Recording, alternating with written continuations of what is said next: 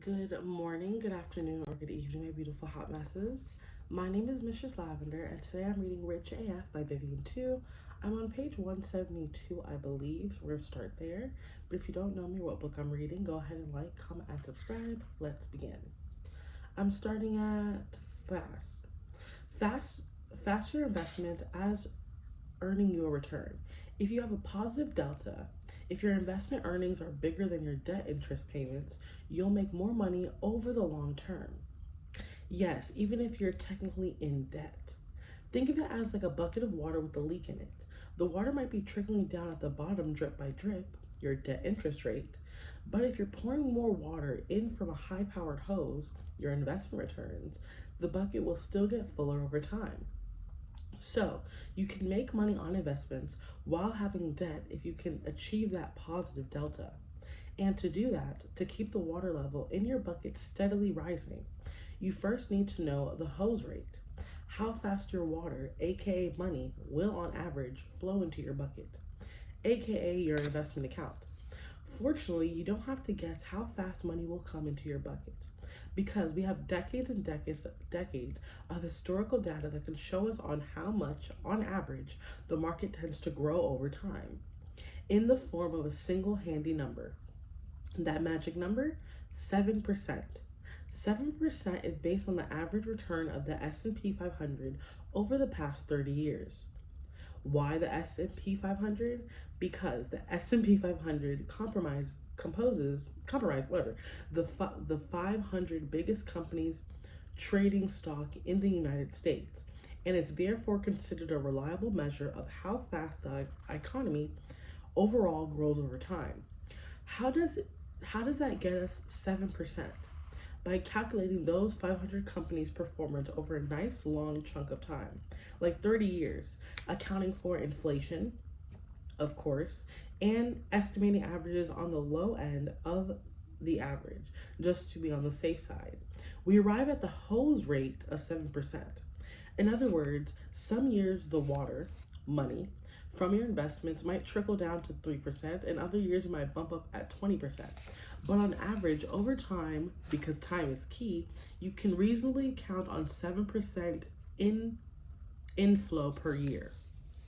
Once you know how fast your metaphorical water is flowing in, you just take a look at your debts, the rates of leakage out of your bucket. You want to see which debt is losing you money too fast, the biggest leaks in the bucket, and which debt is trickling away slowly enough that you can more than replace it with your hose. In other words, you'll figure out which of your debts has higher than a 7% interest rate. And those are the debts you'll need to pay off before you can start investing. Once the higher interest debt is gone, you're in prime position for that positive delta. And your net rate of change, investment earnings minus debt interest payments, to be more than zero. At that point, just make the minimum payment on all your remaining debt while also investing and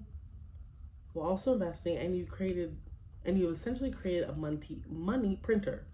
The delta between those two rates is just additional money in your pocket, extra money to pay off your debt faster or to help you invest more. Either way, extra money is a good thing. I will say this, if your debt feels truly insurmountable, I feel like that means big, but I'm just gonna underline it to look it up later. It's okay to what? It's okay to pump the brakes on investing altogether. The mental load of debt management is real. And dealing with collection agencies or hits to your credit score are bigger priorities than investing for now. Jump ahead to the debt section in chapter 6 for some strategies. Step 4. Play by the government's rules. Say it with me now. Rich people hate paying taxes. Investing like a rich person means giving the government the teeniest percentage of your hard-earned investment returns as possible. And no, you don't have to commit tax fraud to do it. Thanks to 100% legal tax advantages investment accounts, put your investment money in those bad boys and you can avoid paying taxes now or later, or sometimes both. But wait, you might be thinking, isn't that basically free money? What's the catch? Why would the government want us to pay less taxes or something? Well, if you ask rich people, it's because the government sees us as a bunch of toddlers. We're stubborn. We don't listen. We need serious bribing to do basic self care. And we're constantly at risk of wandering into traffic unless someone physically contains us in a playpen. When the government wants us to do something, they cajole us with a bribe. I think that means persuade. I think I looked that word up earlier. When the government doesn't want us to do something, they set up a big, bad consequence. And what does the government want us to do while we're investing? Put money away for retirement. Why? Well, think about it. If you stop working, no longer earn income, and have $0 to your name, you know who's going to be on the hook for your food, rent, and medical costs? That's right, Uncle Sam. And he does not want to cut that check. No, the government would rather you basically go ham with saving for your golden years and retire with plenty of money for your arthritis meds and condo in Florida. And since they don't trust us toddler citizens to invest in our retirement just because, they're going to give us a bribe, a way to pay less in federal taxes. The US tax code is crafted with a whole candy store's worth of tax incentivized investment accounts.